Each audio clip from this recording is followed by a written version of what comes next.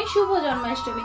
চলো আজকে আমার গোপু সোনাকে আমি কিভাবে পুজো করি সেটাই তোমাদের সাথে শেয়ার করব। চলো আগে এগুলো মুছে সকলকে ভিডিওটি শেষ অবধি দেখার অনুরোধ রইল। প্রথমেই আগে দুধের প্যাকেট কেটে খানিকটা তুলে রাখবো গোপু সোনাকে চান করানোর জন্য, তারপর পায়েসটা বসিয়ে দেব।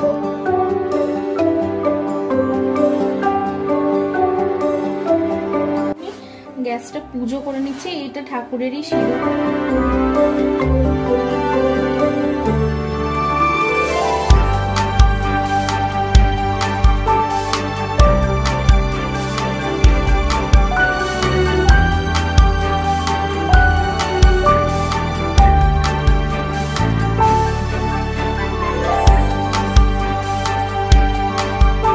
প্রায় 50 গ্রাম চাল আছে, দিয়ে দেবো।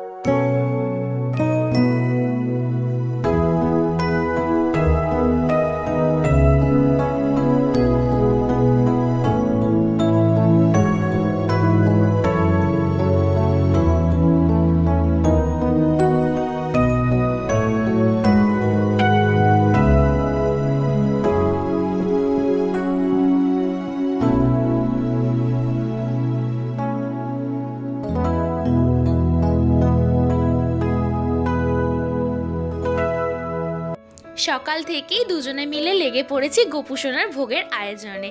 এরই মধ্যে গ্যাসটা গেছে ফুরিয়ে, তাই অগত্যাই ইন্ডাকশানই ভরসা। আচ্ছা, আপনারা যারা বড়রা আমার এই ভিডিওটি দেখছেন, যদি কোথাও কোনো ভুল ত্রুটি হয়ে থাকে অবশ্যই কিন্তু আমাকে কমেন্ট করে জানাবেন, তাহলে পরবর্তীতে আমি সবটা গুছিয়ে নেব। আমার তো শাশুড়ি মা নেই, আর আমাকে বলার মতো কেউই নেই। মন থেকে যতটা যা গোপু সোনার জন্য এসেছে আমি তাই ভোগের আয়োজন করেছি।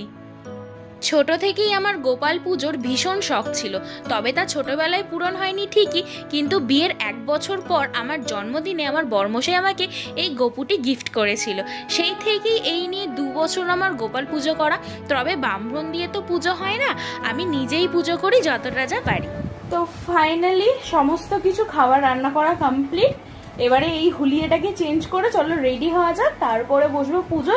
আর এখন বাজে হচ্ছে গিয়ে ফাইনালি আমি রেডি হয়ে গেছি, আর কিছু গোল্ড জুয়েলারি পরেছি। বলো তো এটা কেমন লাগছে, আর এটা কেমন লাগছে? এটা হচ্ছে আমার শাশুড়ি মায়ের, আর এটা দিয়েছিল আমার বড়মশাই। এই আংটিটা পরেছি, কেমন লাগছে কমেন্টে জানিও। এবার চলো পুজোর জোগাড়গুলো করা যাক।